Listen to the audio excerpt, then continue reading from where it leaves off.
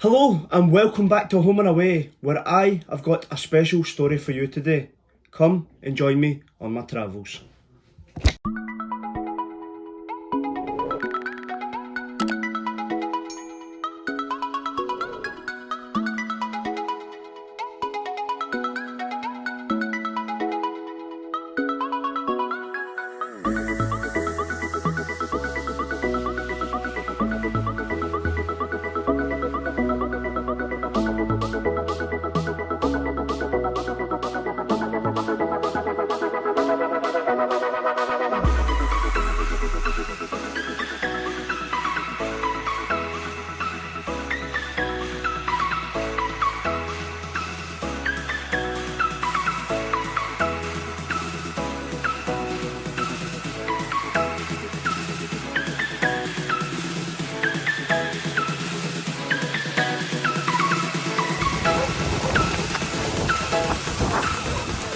We are here. I am in Burnt Island. I've been calling it Burnisland for the last couple of days. I think I'm trying to make it sound like Burniston or something. But yeah, I am in the east coast, the other side of Scotland. That's a change. And today I have found a hidden gem. Look at this. Beautiful beach. I've just went and had something to eat there. Chicken nuggets, chips and curry. Slaughter me if you want, but it was absolutely beautiful. And yeah, today I am going to show you a hidden gem in non-league football. How about that? You love your non-league videos. I've had a lot of support on the recent non-league videos, so I'm going to keep them coming for you guys. But yeah, watch I don't slip here. Will we go and find some crabs? Let's go and find some crabs. Nope, I'm not going to go and find some crabs. I'm here, I've got 2 hours to kick off. I've had my fun, I've had something to eat. Now, you may ask, why are you in Burnt Island? Let's go and find out. In 1919, over 103 years ago, shipyard workers at Burnt Island's Shipyard put together a weekly recreational fund in order to fund sports such as cricket, football and even others. But today brings us the story of how Burnt Island Shipyard Football Club was founded. With 2 teams founded, one a juvenile team and one a junior team, both teams set in their ways, with workers from all over the shipyards taking part in both teams. Then in the early 20s, the junior team actually faded away, leaving only an amateur team. Taking the reins, the amateur team bought grounds and moved into a new ground in 1925. Since their formation in 1925, Burnt Island Shipyard Amateur FC have turned into Burnt Island Shipyard FC, forming a proper football club. Competing in the Lothian Football League for over 100 years, they decided to make a change in 2012-13, just 10 years ago. This was into the East of Scotland Football League, where I will be watching them today. You have seen where they were formed. Let's go and see where they play now.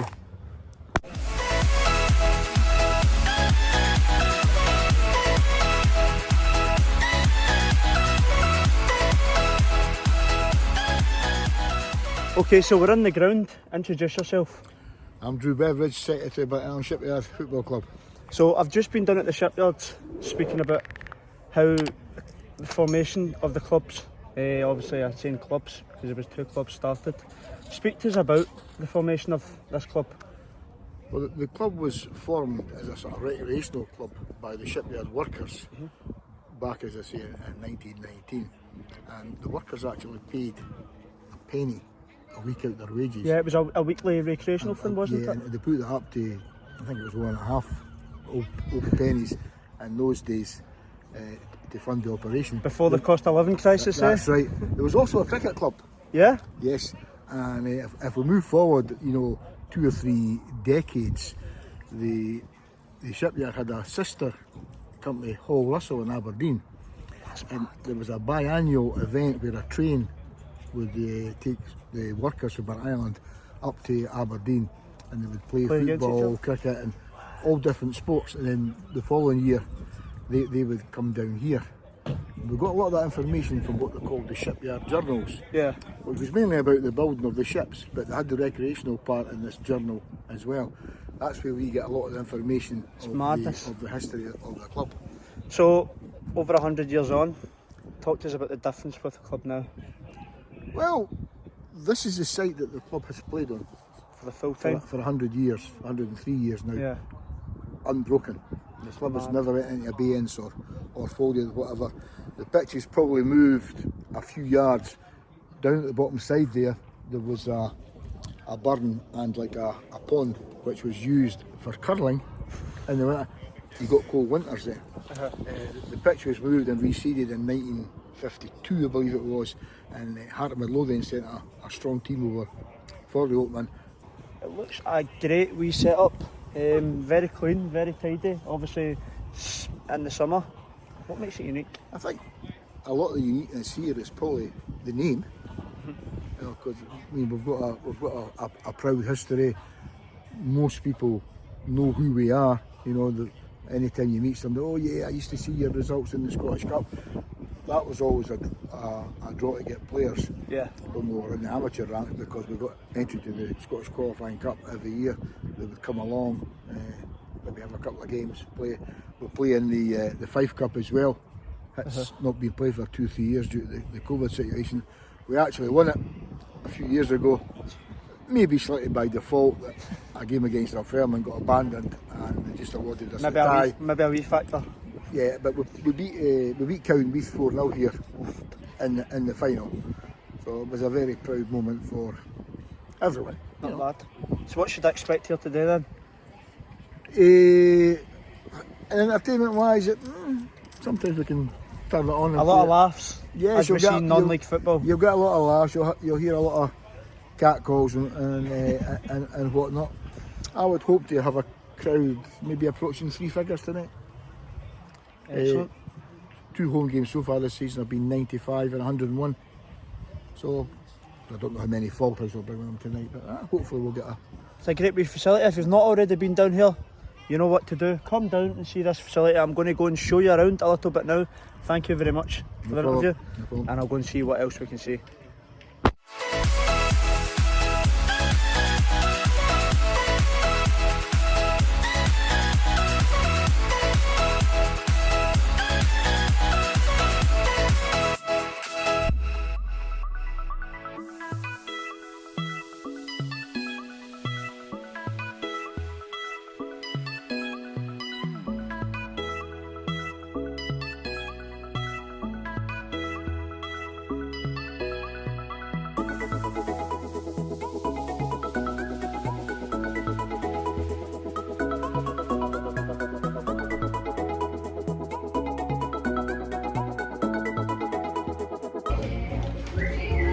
This is where you are now.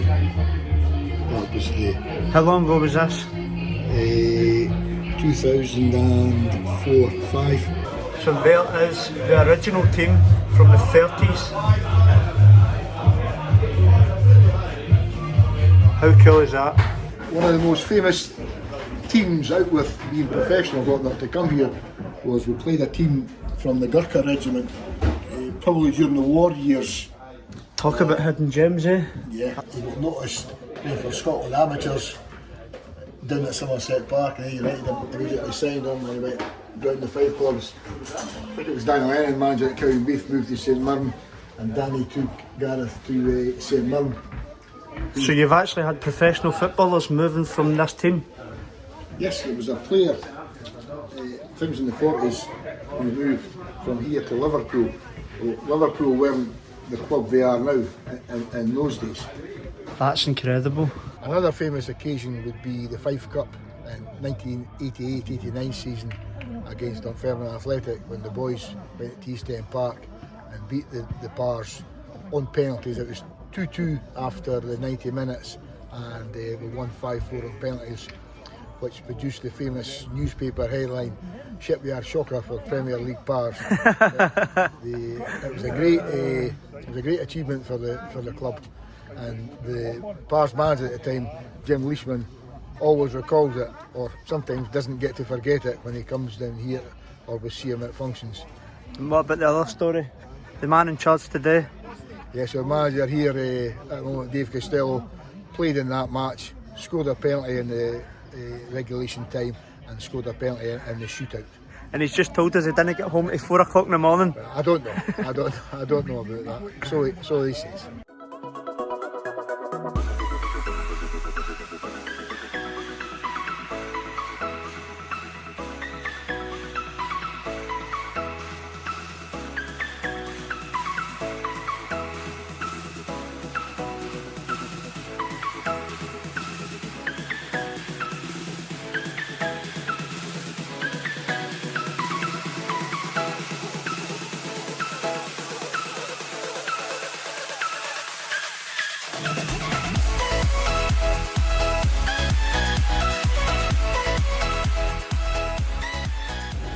So, boys are sitting here with the Shipyard Pale Ale. How fitting, eh?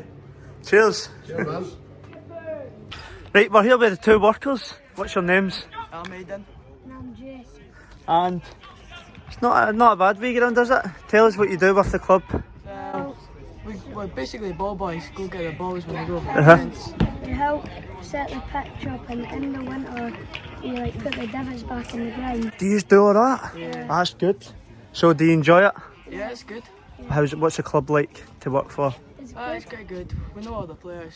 Do you? Yeah, and two of my cousins play for them as well. Do they? So that's a good thing about like your local clubs. You know the players, you know everybody involved, don't you? Yeah. Compared to the bigger teams where you don't. Like Celtic and Rangers and stuff. So should people come down here to watch this team? Yeah, definitely. Burnt Island. What's the score going to be tonight? 2-1 with Thailand. Yeah. 3-0 in Thailand. See you now, boys. Enjoy the game. Thank you. Doing my bit to get the ball. Gotcha.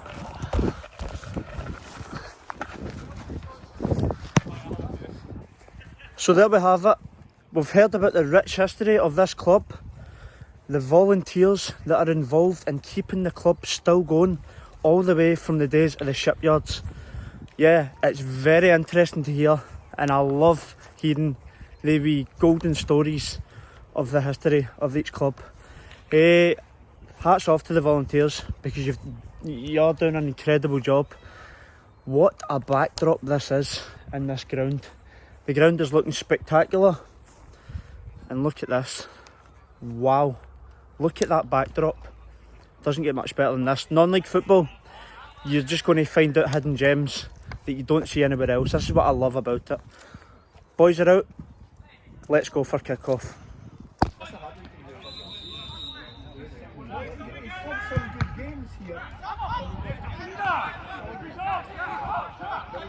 You can see the quality straight away.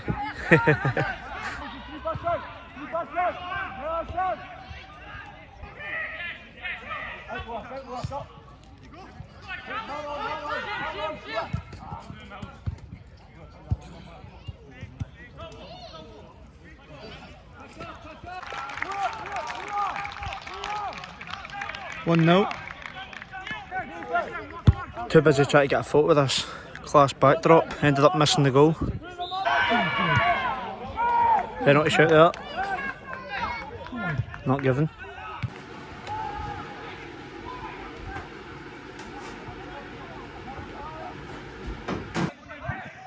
So I've got hungry. Oh, maybe no. 10 minutes into the game, I've got greedy, so I've went and done my pie early. I've got my pie, and I'll give you the review.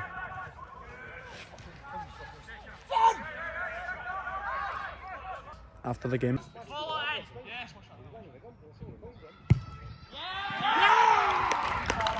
What a finish.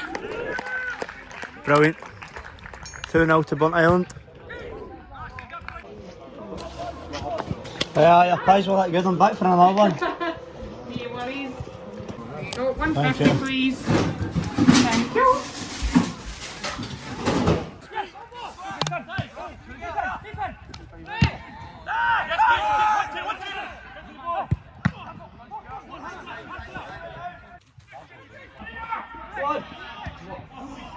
Oh my goodness, if he scored that, wow. Right, so it's half time here. Burnt Island are actually dominating this game.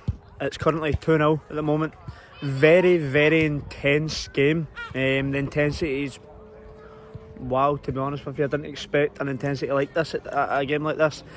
For the heat, the players must be absolutely knackered because it's just been non-stop, 100% for the full 45. I do expect it to calm down a wee bit, but yeah.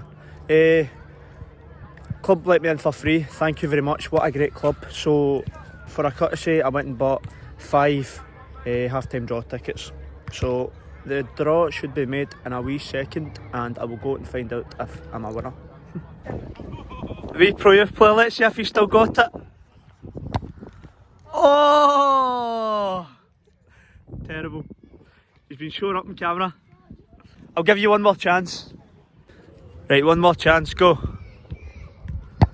Oh, he's done it! He's done it! What a finish. Oh, keeper nearly got there. Right, second week in a row. Can he do it again? Top right. What a save. Gutted. It's been a double whammy in 2 minutes. I've just lost a half-time draw and I've just missed a penalty. Can't win it all these days, can you? And there's the players back out. And I've just realised I've got brown sauce on my face. There's 3. Mistake at the back again.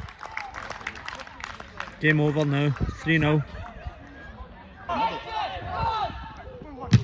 Oh! It's just not happening for Falthouse tonight. Not happening. Now, I wondered whether they were getting back here.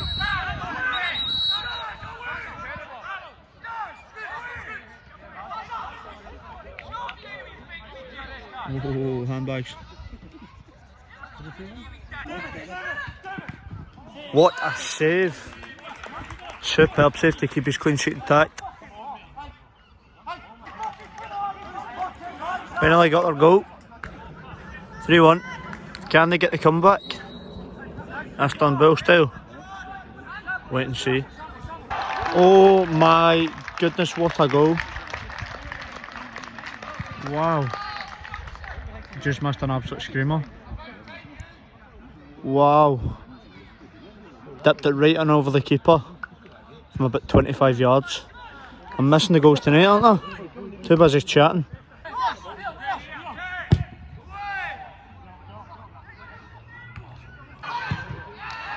Oh! What a goal that is! Some finish. Looking at that keeper again, I think he was playing volleyball for that shot. Unfortunate.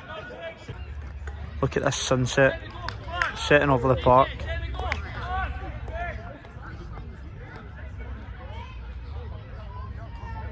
Absolutely beautiful.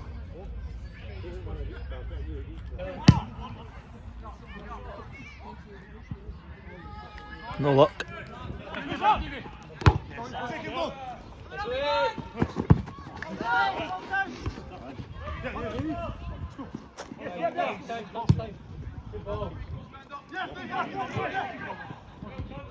Oh, nail it.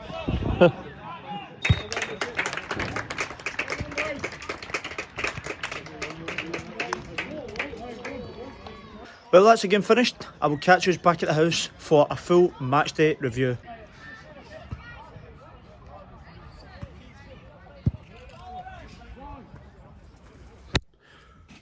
Okay, we're back. It's the next day and yes, I thoroughly enjoyed that experience. What a story that is. You don't get many clubs that come from the groundworks of shipyard workers. The shipyard industry is so big in Scotland, so to see a football club founded by shipyard workers and it's still going over 100 years on, massive. You know how we do.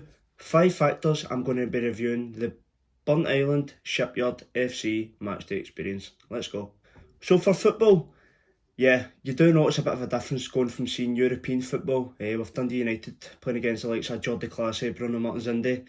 But 6 goals, can't complain. I'm going to go right down the middle, 7.5 out of 10. For price, £7 entry.